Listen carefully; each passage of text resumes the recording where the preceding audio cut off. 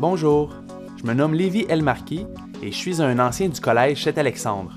J'ai gradué en 2001. Je m'apprête à vous raconter l'histoire du collège, l'histoire des 100 dernières années.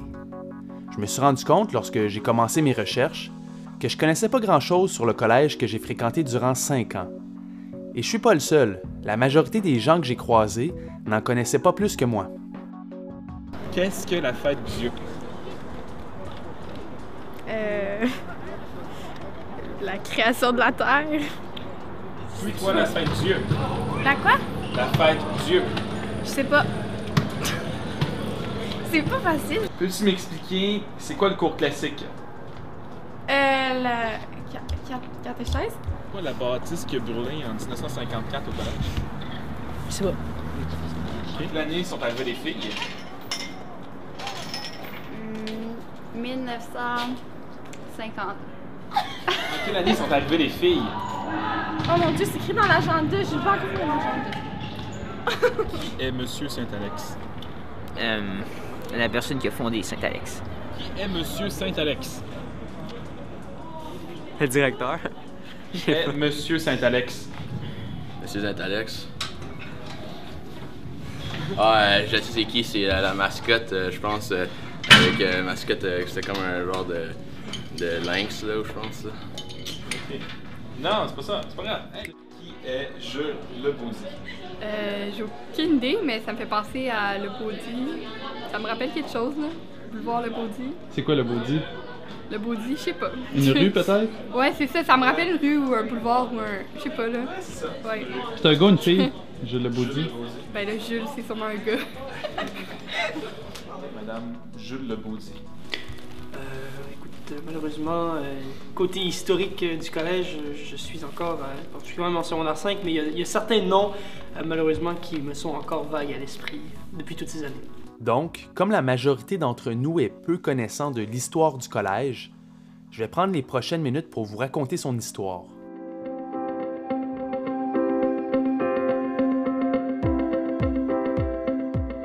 Vous vous souvenez des festivités de cette année? En 2012, on a fêté le centenaire du collège Saint-Alexandre. On pourrait donc supposer que l'histoire a commencé en 1912, n'est-ce pas? Pas tout à fait.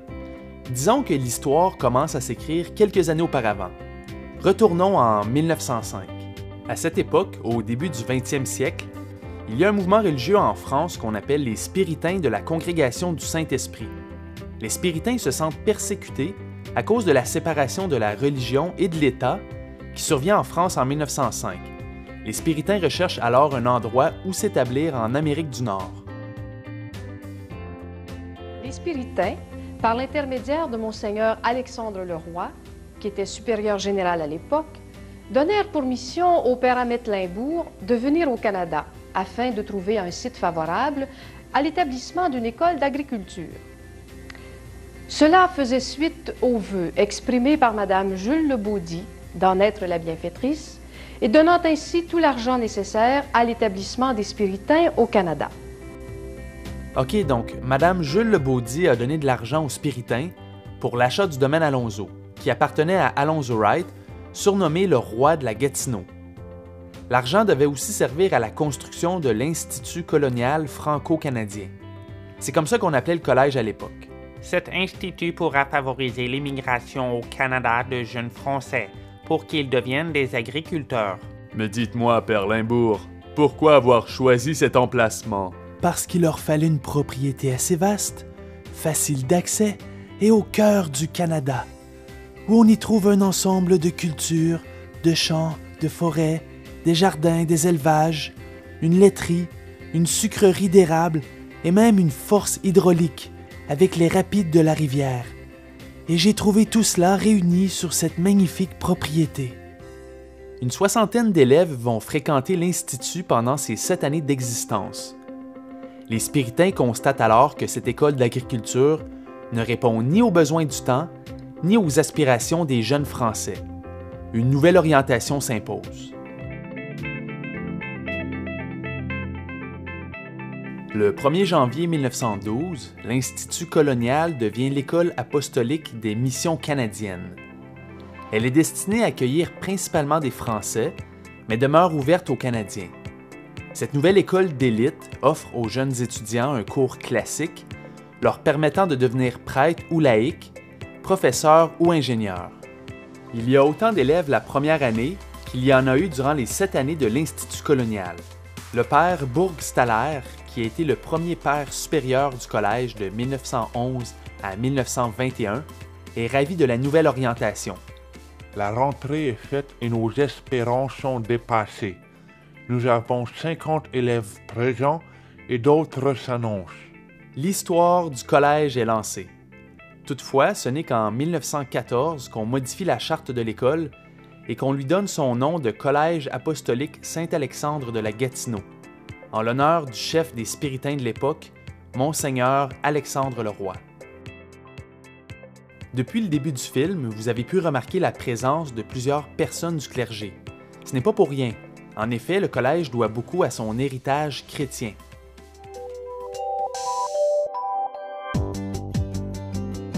En plus de la congrégation fondatrice des Spiritains, il faut mentionner l'énorme contribution des Sœurs du Sacré-Cœur qui arrivent au collège en 1913 et s'installent au pavillon Wright. Elles s'occupent de l'infirmerie, de la cuisine et de la buanderie. Elles se retirent du collège après 60 ans de service en 1973. On peut s'imaginer que les messes ont occupé une grande place dans le quotidien des élèves. Certains de ces élèves ont par la suite rejoint le clergé. Entre les murs du collège, il y a eu 5 chapelles.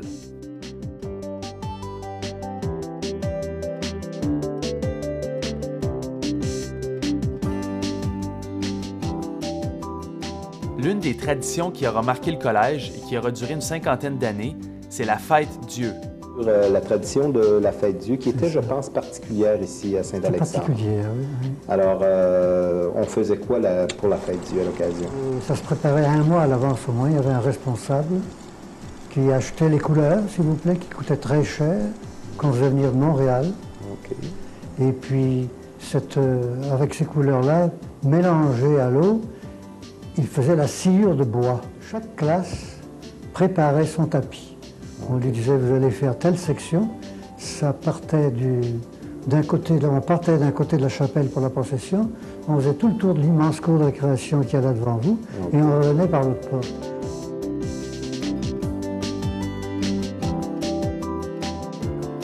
Je présume que les gens de la région oui, étaient invités. S'il vous plaît, on avait les chevaliers de colon en grande pompe. Okay, ouais. On avait la chorale du régiment de Hall. Okay. C'était quelque chose de bien. Puis les parents. D'ailleurs, même la veille, ils venaient tous voir les tapis. Ah ouais? Oui, voir comment ça se faisait. C'était une découverte pour beaucoup. Et alors, pendant la procession, c'était des chants, des cantiques. Puis il y avait le grand reposoir au fond de la cour que vous voyez d'ici. À ce moment-là, il y avait des grands sapins qui servaient de fond. Et c'était vraiment magnifique. Voir le stensoir, là, au milieu de tout ce décor avec des pots de fleurs, puis des centaines d'enfants, de parents et d'amis qui assistaient à la procession.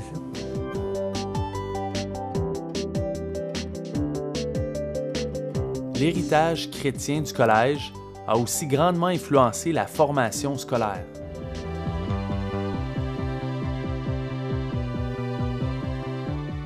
Les plus anciens se rappelleront du cours classique qui était enseigné à l'époque.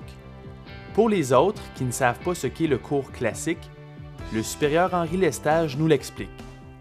Il y a 8 années de scolarité, et chaque année porte un nom. Éléments latins, syntaxe, méthode, versification, belles-lettres, rhétorique, philosophie 1 et philosophie 2. C'est un enseignement essentiellement littéraire, allant de la grammaire à la rhétorique, le tout complété par la philosophie et les sciences. Sur les bancs d'école, les élèves apprennent même le grec et le latin. À la sortie du collège, les élèves ont en main un baccalauréat en arts qui les propulse directement à l'université. Mentionnons au passage l'affiliation du collège à l'Université Laval à partir de 1915. Jusqu'en 1968, le collège aura formé 50 promotions de bacheliers.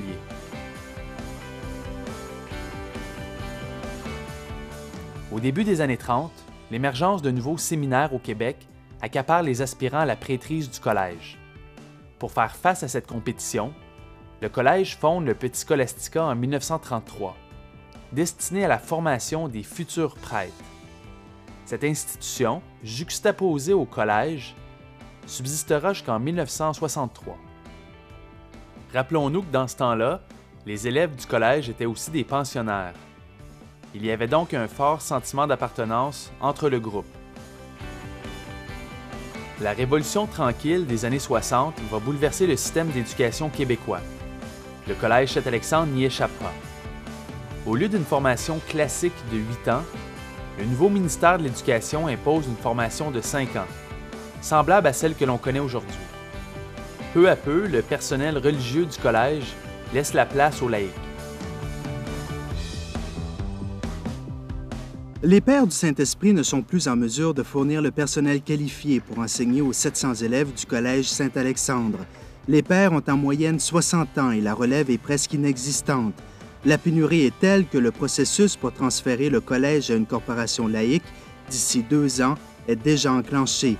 Pour la première fois en 77 ans, les pères ont confié la direction générale du collège à un laïc. Nous allons avoir l'opportunité de fonder une corporation laïque et de définir avec les Spiritains quelles seront les modalités de transfert de la mission du collège. Une corporation qui sera probablement formée du personnel, des parents, des élèves et des anciens élèves du collège. Les missions éducatives, sociales et religieuses du collège ne seraient pas compromises. Je ne sais pas si vous avez remarqué, mais sur toutes les photos qu'on a vues, il y a seulement des gars. En effet, les études au collège ont toujours été restreintes aux garçons. C'est seulement en 1990, à cause d'une baisse des inscriptions, que le collège ouvre ses portes aux filles. Le Collège apostolique Saint-Alexandre ouvrira ses portes à la clientèle féminine en septembre 1990. La direction du collège a pris cette décision, croyant répondre à un besoin dans la région. Le taux d'occupation au Collège Saint-Alexandre est présentement de 68 %. Avec l'arrivée de la nouvelle clientèle, on espère augmenter ce taux à 76 %. Le nombre d'élèves devrait donc passer de 731 à 900. Et la réaction à la venue des filles dans l'établissement semble être bien accueillie. On entend toutes sortes de rumeurs. Il y en a qui sont bien contents. Les élèves de 2e et 3e secondaire, on en perdait quand même un certain nombre. Et une des raisons que les élèves nous disaient, les garçons nous disaient, c'est qu'ils voulaient aller dans une école polyvalente parce qu'il y avait des filles. Outre l'augmentation de revenus générés par cette nouvelle clientèle, le comité de la mixité a également pris en considération la qualité de vie des étudiants et les besoins de la population à la base de sa décision. Nous en sommes arrivés à la conclusion que c'était pour un bien, pour un plus, pour les étudiants d'abord. La direction de l'établissement précise toutefois que la proportion de garçons au collège demeurera au seuil minimal de 60 %. Aujourd'hui, les femmes ont définitivement leur place au Collège Saint-Alexandre. D'ailleurs, 2012 marque l'année où il y a plus de femmes que d'hommes enseignants. C'est vrai que l'arrivée des filles a été un fait marquant au collège.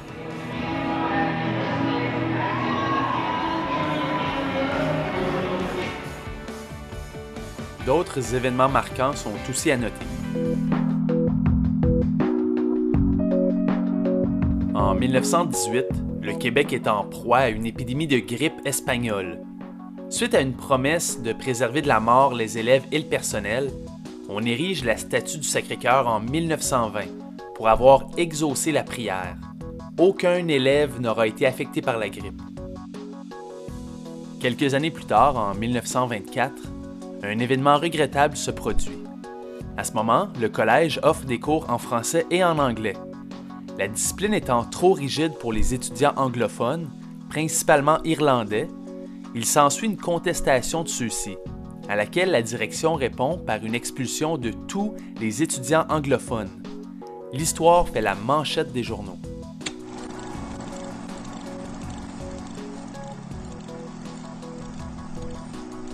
Saviez-vous que durant une bonne partie de son histoire, le collège a eu une sucrerie sur ses terres?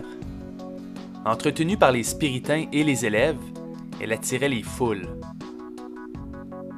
Laissons Wilfrid Saint-Amand nous en parler. Bien, nous, ici, au Collège Saint-Alexandre, on avait une sucrerie. Malheureusement, il n'y en a plus. C'est des maisons qu'il y a. Mais dans ce temps-là, en 45, 50, puis croyez-moi, c'est vrai.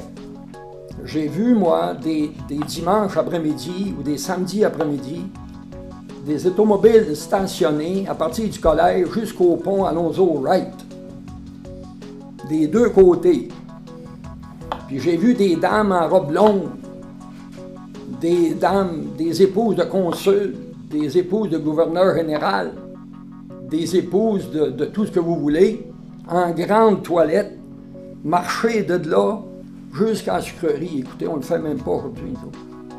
Parce qu'ils venaient à la sucrerie. La sucrerie du collège, c'était un joyau de friandises, mais c'était aussi un aspect important de notre environnement, de notre culture, de ce qui fait qu'on est nous. Puis moi, ça m'a donc fait de la peine quand j'ai vu ça disparaître.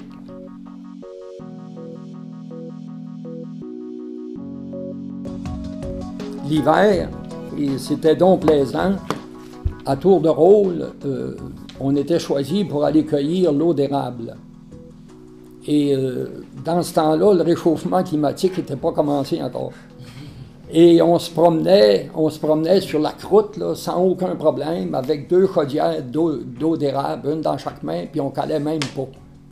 Ça, c'était la grande récompense d'aller ramasser de l'eau d'érable à la sucrerie. Et comme récompense, parce qu'il y en avait une, ils nous donnaient un beau morceau de sucre du pays, là, gros comme une livre de beurre à peu près, un petit peu plus petit qu'une livre de beurre.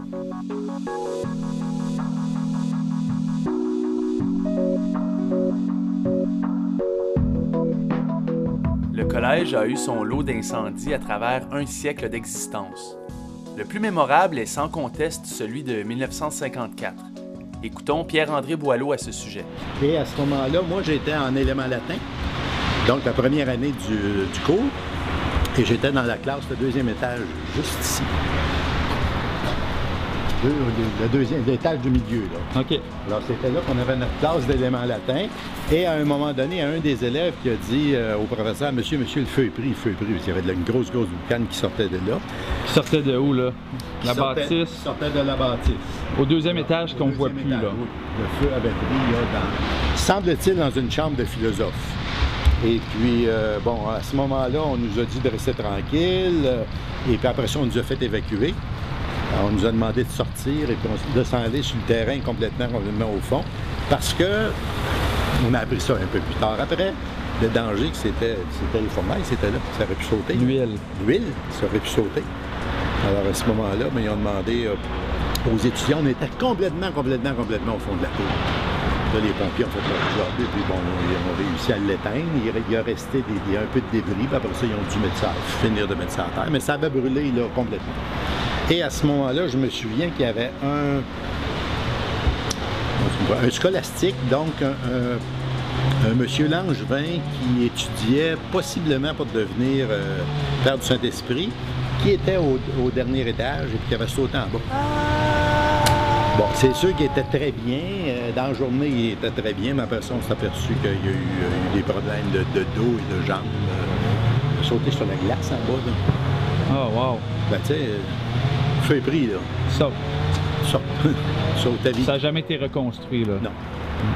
Ils ont décidé de ne pas reconstruire de là. Mais ce qui est quand même à noter, c'est qu'à partir de ce feu-là, 1953, le père Gué, qui était le recteur ou le directeur général du collège, est allé à Québec et il s'est fait un petit peu ami avec Duplessis. Et c'est grâce à ça qu'on a eu des subventions après pour bâtir le gymnase. Le gymnase et puis l'aile des jeunes, l'aile avec les classes. Et après ça, il y a eu d'autres subventions pour rebâtir ce qui sert aujourd'hui de bibliothèque. Tout au long de son histoire, le collège a vécu de nombreuses transformations physiques. Les réfections du clocher en 1999 représentent bien ces améliorations.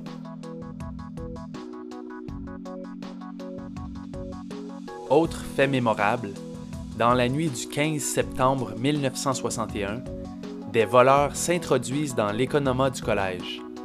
À l'aide d'une torche, ils percent le coffre-fort et s'emparent d'argent et d'obligations pour une valeur de 100 000 $. Le collège regorge d'autres histoires cocasses et faits mémorables. La prochaine fois que vous croisez un ancien du collège, prenez 2 minutes pour lui demander de vous raconter l'une de ses histoires. Moi, j'ai décidé que je ferais le coup de l'année. Alors, voici ce que j'ai fait. J'avais acheté des pétards. Ça part vraiment. Un instant. C'était vraiment machiavélique, mon affaire. Vous savez, ça a une grande... Quand tu achètes le pétard, tu peux l'enlever individuellement, il reste une mèche, tu achètes ça, puis tu entres ton pétard, puis c'est bien phoné. Puis quand tu en as 40 après ton affaire, bien, tu as 40 phonés. Mais rendu au 4e, c'est plus phoné, surtout si c'est des petits. Mais si tu pars tout en même temps, la grosse mèche, tu l'allumes, puis tu t'en vas, ça, c'est phoné. Fait que là, j'avais...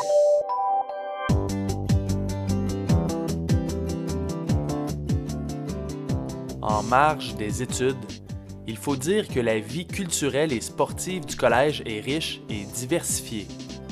D'hier à aujourd'hui, les jeunes ont pratiqué de nombreux sports.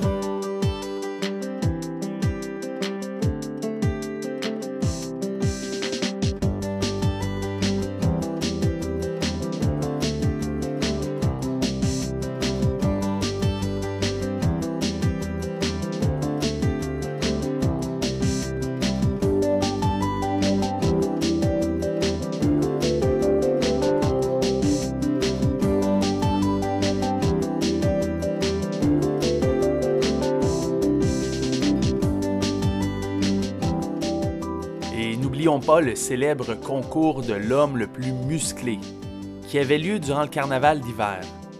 L'événement était surnommé Monsieur Saint-Alex.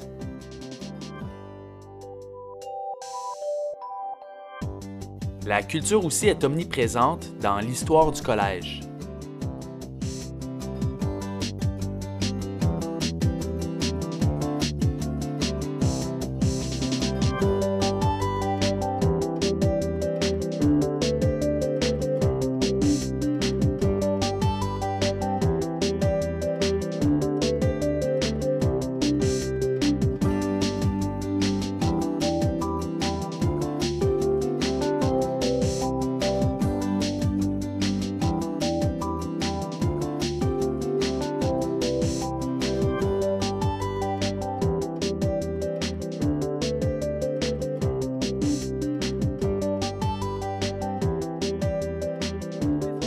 Par le poète à un albatros que ses ailes de géant empêchent de marcher.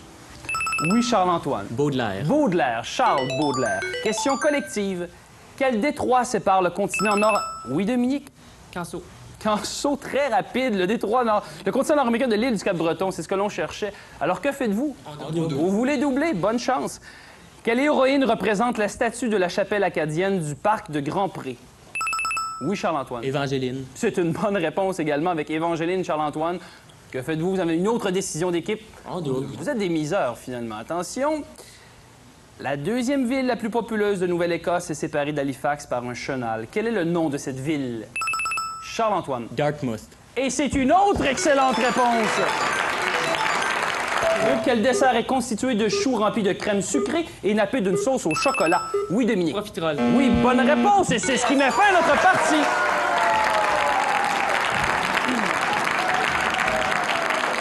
Félicitations! C'est avec plaisir que je déclare le gagnant 94-95 Collège Saint-Alexandre. Oui, vous pouvez les applaudir.